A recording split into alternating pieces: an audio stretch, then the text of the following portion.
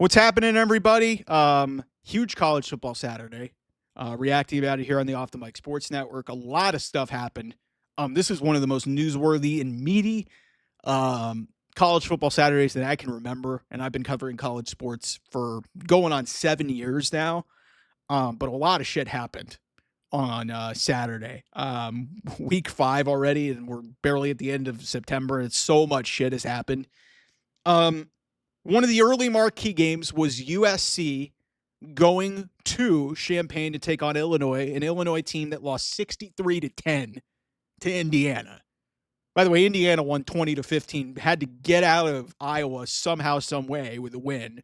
I don't know what that line was at the end, but there was some weird stuff at the end where, Fernando Mendoza took a safety at the end of that thing. But that's not what we're here to talk about.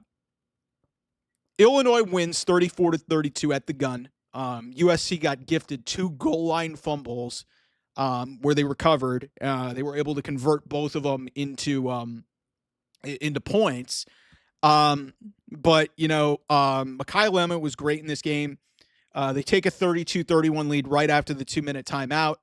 And then Illinois goes right down the field at the end and kicks a game-winning field goal. And the Illini and Brett Bielema get off the mat. They win 34-32 on Big Noon kickoff. Good for the Illini. I like Luke Altmaier. I like this team. I don't know if their college football playoff, hype in the offseason is going to match up to what they're going to be, but a nice little win.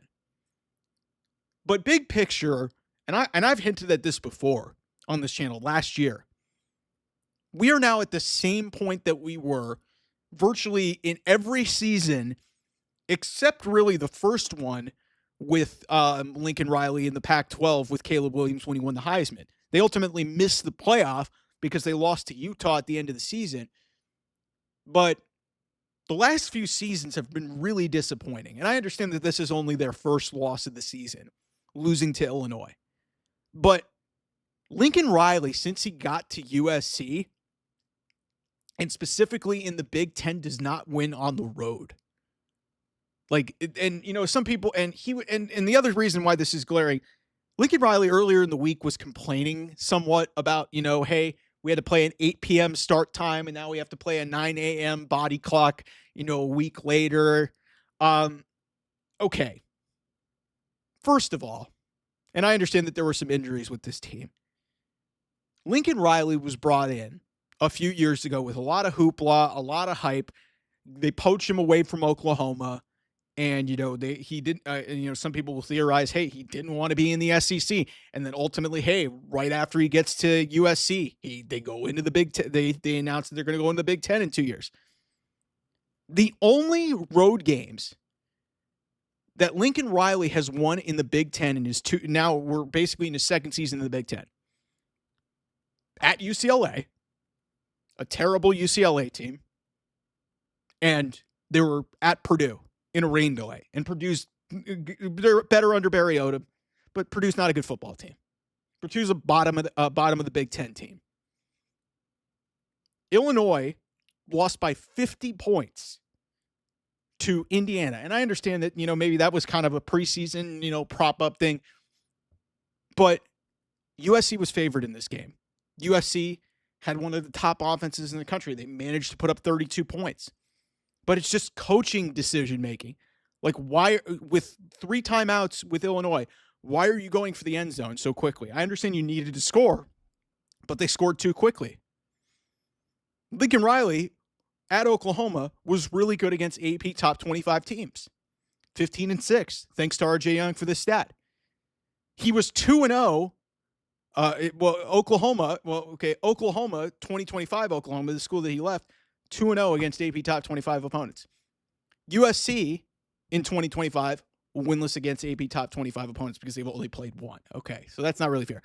But Lincoln Riley, again, like I said, at Oklahoma was 15-6 against AP top 25 opponents.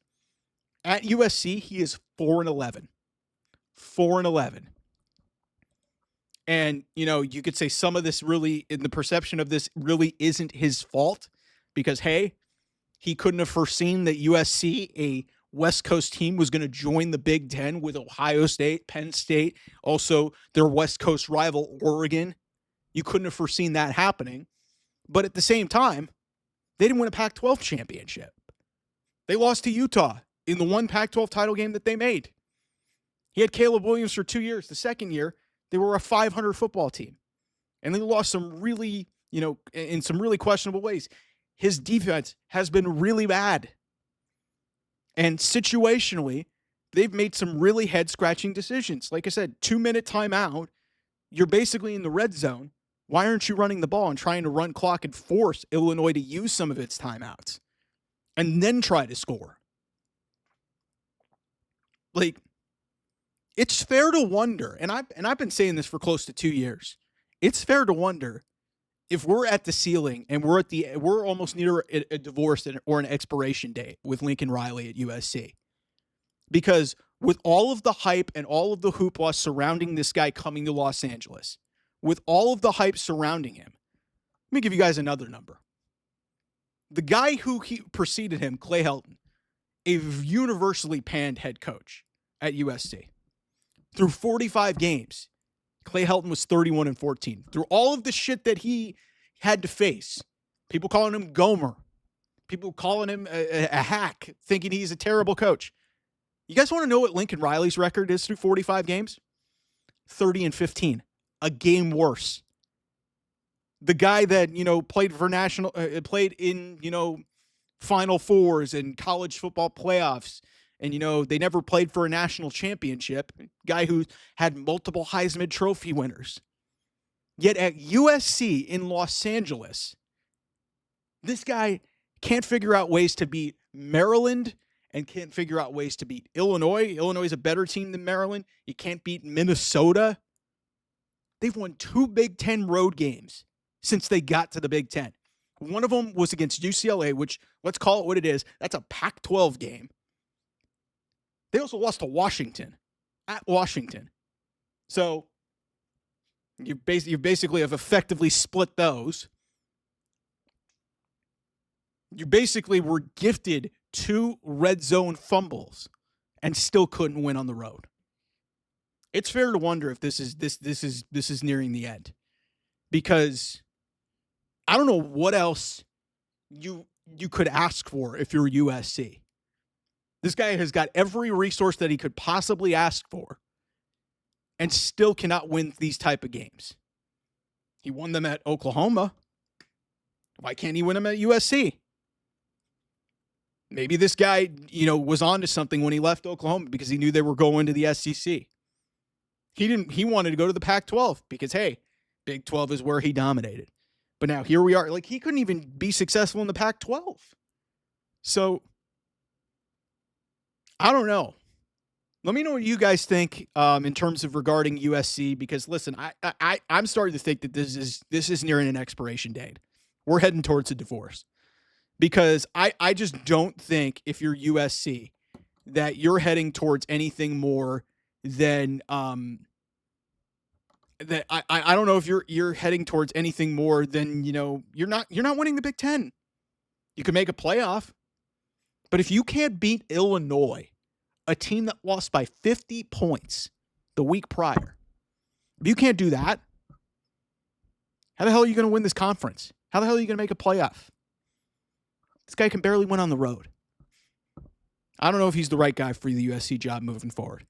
And he's a game worse through 45 games than Clay Helton. And a lot of people thought Clay Helton wasn't great. Clay Helton won a Pac-12 championship. He won a conference title. Lincoln Riley didn't. You guys tell me. Tell me when I'm telling lies, as CM Punk would say. Anyway, thanks so much for watching. I'll see you guys soon. Bye-bye.